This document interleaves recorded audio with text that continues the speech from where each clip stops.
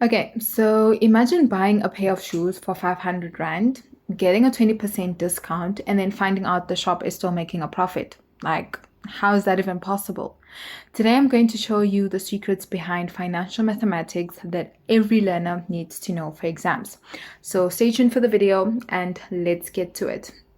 So, financial math is all about money. So everything in financial math is about money.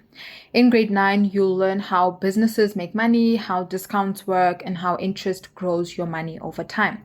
So in this video, we'll cover topics regarding the cost price, selling price, profit, loss, markup, discount, simple interest. So let's look at the first section. So the first thing that I want to talk about is the cost price. So when we're talking about the cost price, we are talking about the amount paid to buy an item. So amount paid to buy an item. To buy an item. For example, a shop buys a soccer ball for 100 Rand. So the cost price is 100 Rand. That is an example of cost price. When we're talking about our selling price, which is our SP, this is the amount the item is sold for. So amount item is sold for. Okay, so in the previous example, we said that the cost price is the amount paid to buy an item. So a shop goes to wherever they stock their soccer balls and they buy it for 100 Rand. Then to sell it at their shop, they sell the ball for 150. That's an example of selling price. So 100 Rand to buy, and then they sell it for 150 Rand to sell, which takes us to the next item, which is profit. So what do we mean when we talk about profit? Profit is when the selling price is more than the cost price. So the SP is greater than the CP. Okay, that's the profit. So in order to calculate profit, we say profit is equals to the selling price minus the cost price. In this example, we said that the cost price is 100 and the selling price is 150. So now we can calculate the profit by saying 150 minus 100, 150, which is this one here, 100, which is that price over there. So if we say that, we can find that our profit is 50 Rand. Now, let me do it this way and do profit. So that is our profit for the ball. So for every ball they sell, if they bought it for 100 Rand and they sell it for 150, they make a 50 Rand profit. Then what we also have is loss. So loss is quite the opposite of the profit. The loss is if the selling price is less than the cost price. So when the selling price is less than the cost price, and the formula for this loss is equals to the cost price minus the selling price. So again, same example, we will just say 100, which was the CP, minus 150, and that will give us, no, but this can't work like this. Let's use a different example. Okay, so a different example, we can say that the cost price is 100 and then the selling price is 80.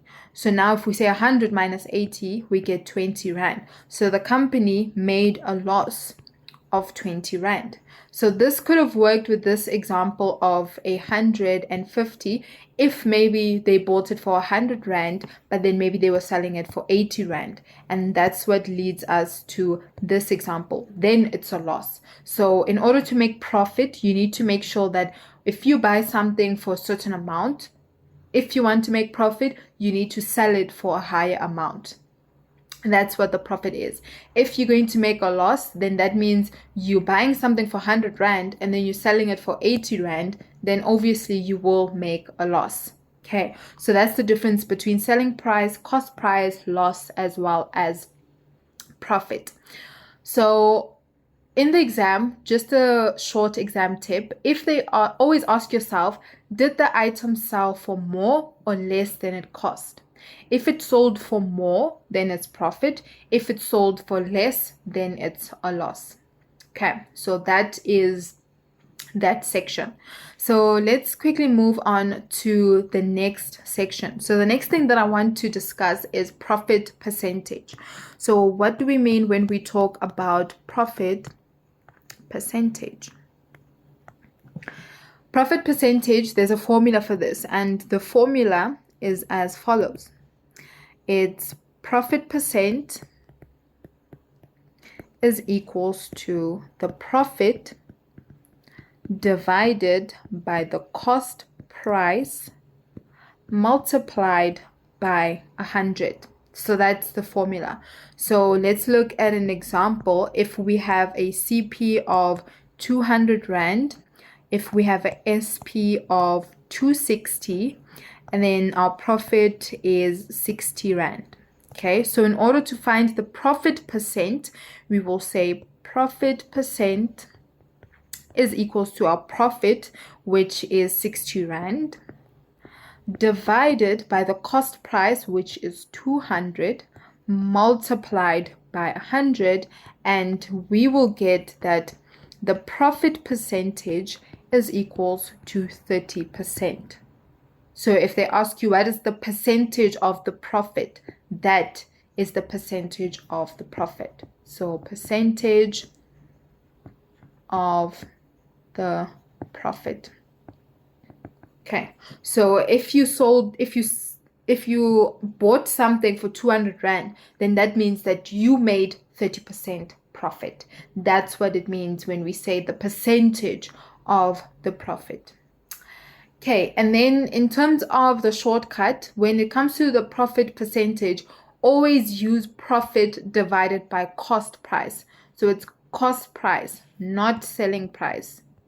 Not selling price. So they might give you all this information and then you might get confused as what do you have to use. So don't let the selling price confuse you in the exam. Okay, so this is where many learners lose marks. So please make sure that you always use the cost price.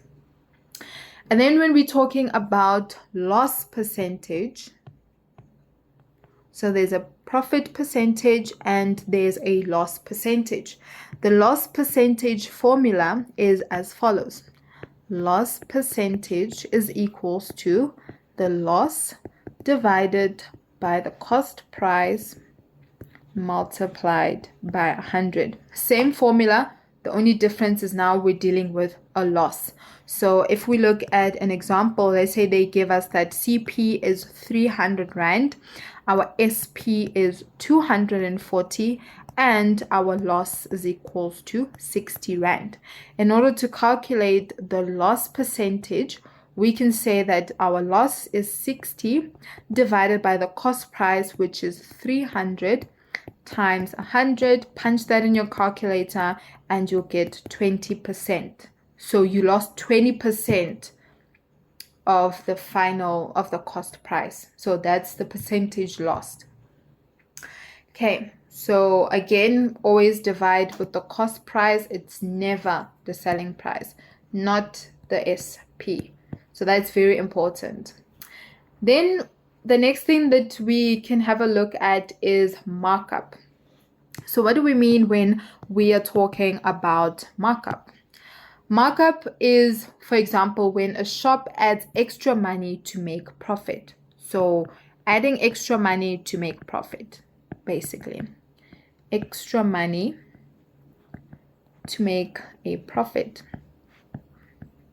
So let's look at an example. Well, let me first discuss the formula. So the formula for this is markup. Let me do that. Markup is equals to SP minus CP. Okay, so we just take our SP. So let's say we have CP of 500 Rand, and then we have a SP of 650. Okay, so our SP, which is 650 minus 500, and then we get 150. So now that is our markup. Okay, so that's when the shop adds extra money to make some profit. Okay, so that's the markup. And then when we talk about markup percentage, so there's always percentages, always. Markup percentage, same concept. We just say markup percentage is equals to the markup divided by the cost price times 100. Okay, so that will then equals to 150 divided by the cost price, which is at 500 Rand, and then times 100, and that would be 30% markup. Okay, so just an extra tip is whenever we're talking about the markup, it's just how much extra was added. So how much extra was added? Extra was added. So that is our markup. Okay, another thing that we have is discounts. Let's talk about discounts. I hope you guys are following. If you have any questions, please feel free to leave a comment in the comment section and I will get to it and I'll answer any questions that you might have. So discount is a reduction in price. So reduction in price. So let's say, for example, they say original price is 1,000 Rand, and then they say the discount is 20%. So there's two ways that you can go about it. So let me make a new page quickly. So method 1, I'm going to try and write both of them side by side, and then we have method 2. So the first method is you find the discount amount first. So find discount amount first. Okay, so we can say 20% of 1,000 Rand. Okay, so 20%, which is the original price of the discount. So 20% of that, you can just put in your calculator and say 20 divided by 100, because 20% just means 20 over 100. Okay, so if it was 50%, it would be 50 over 100. That's just a recap to some of you who needed, just a refresher. Okay, so we say 20 divided by 100 times 1,000, which is our price, and we should get 200 Rand. But now that is not your final answer. That is the discount that they're giving you. I see that most students, you leave it there. That's not what they're asking you. They're asking you, what is the discount amount? Okay, so that is they could ask you in different ways. They could first ask you to find the discount, and that's finding the discount.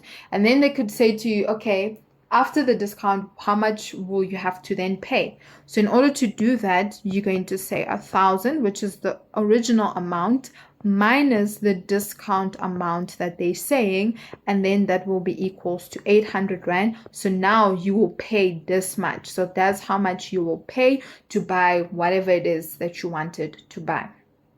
So you always need to subtract. Okay, please don't forget to do that. Then method 2 is more of a faster method. So please just double check your mark allocation, see how many marks you have, allocated to that question, and then pick accordingly. So method 2, fastest way, you can just say 100% minus the 20%. So 100% minus 20%. If it was 50% of a certain amount, it will be 100% minus 20%, 50%, sorry. And then that will give us 80%. Then you take that 80% of 1,000 Rand, and then now you can go ahead and say 80 divided by 100 times 1,000, and then that will give us 800. And that is literally the same as what we got over there. It's just different ways of going about it. Use whichever one you feel comfortable with, but always look at the mark allocation. Okay, and then next topic, let us quickly look at VAT. VAT, your value added tax. This one, guys, taxes, yeah. Anyway, so in South Africa, the VAT is 15%. I'm not sure if it has changed, if it's still the same, if it increased. I doubt it decreased, but it's 15%, okay? Unless stated otherwise. Sometimes in the question paper, they'll say to you, if the VAT is 16 point something, or if the VAT is 10% or whatever, then use that amount. If they don't specify, just use 15%. Okay, so let's say they say that a TV costs 2,000 Rand. Yeah, that is so cheap. Where can we get a flat screen with this amount? Anyway, so a TV cost 2,000 Rand, excluding VAT. Okay, so excluding. So in order to find the VAT, you can just say 15%, which is our VAT. That looks like an 18 actually. Let me write that down again. 15% of the total amount, which is the 2,000 Rand, and that will give us 300. I already showed you guys how to go about it. It's literally this step. Okay, so please just go back if you need a recap on how to get to the answer. That's 300. But now this is excluding.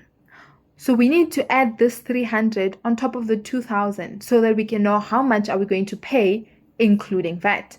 So that means including will be 2,000 Rand plus the 300, and that means we will have to pay 2,300 Rand to buy that TV. And that's how you go about it. Okay, I hope this makes sense.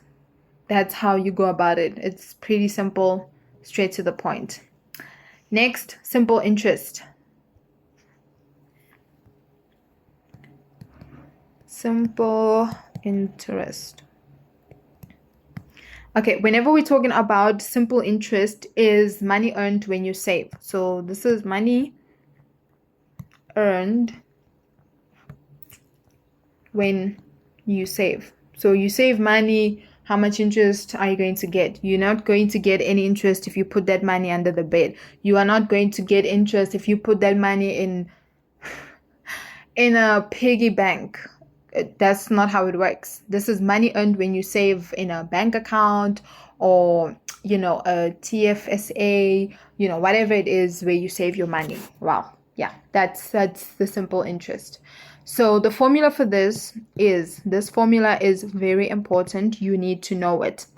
I is equals to P times R times T divided by 100. You can write it in whichever way. This is just so that I can put some notes on the side. So the I is the interest. That's what we're looking for. P is the principal amount. When we're talking about the R, we're talking about the rate. T is the time. That does not look like it's going to the T. Let's try that again. T is the time, and then divide by 100 will always stay the same. So let's look at an example. Let's say they give us P is equals to 1,000. They give us R, which is 8%, and they give us T, which is 2 years. And we need to find the interest, okay? So we need to go to our formula. We say I is equals to P times R times T divided by 100. What do we have? They have given us that the principal amount is 1,000. So we substitute our 1,000. The rate is 8%, so we substitute and we say 8. And then our time is 2 years, and then we divide by 100. So if we punch that in our calculator, if I can quickly find my calculator, we will get 1,000 times 8 times 2 divided by 100, we will get 160. So we get 160, so that is the interest amount. So if I put 1,000 rand in whatever account that I'm putting, and they say to me that I'm getting 8%, so I put 1,000 rand into an account, they tell me that I'm going to get 8% interest, and I put that money for 2 years. That means I'm going to get 160 as the interest. Sometimes they'll say find the interest, but now what happens if they say find the total amount? So now your total amount, so after 2 years, I'm going to have P plus I. That's the total amount. That's the formula for total amount. So if you want to know how much money am I walking away with after 2 years, you have to say your P plus your I. Your P is 1,000, and then your I we just found as 160. So that means I'm going to walk away with 1,160 as my A value. So that A is the total amount. And that's how we get the total amount. So don't forget, this is almost like the time when we were talking about the discount. This is the discount.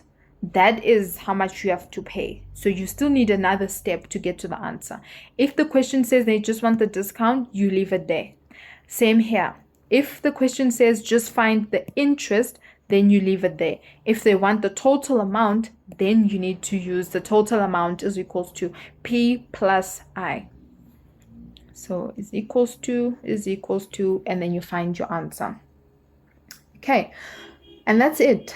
That is our lesson when it comes to financial mathematics. I hope this video was helpful. If you guys still have any questions, if you still don't understand something, please feel free to leave a comment in the comment section below. And yeah, I will leave an example as well in the comment section for you guys to try. So please do try that just to see if you really understood.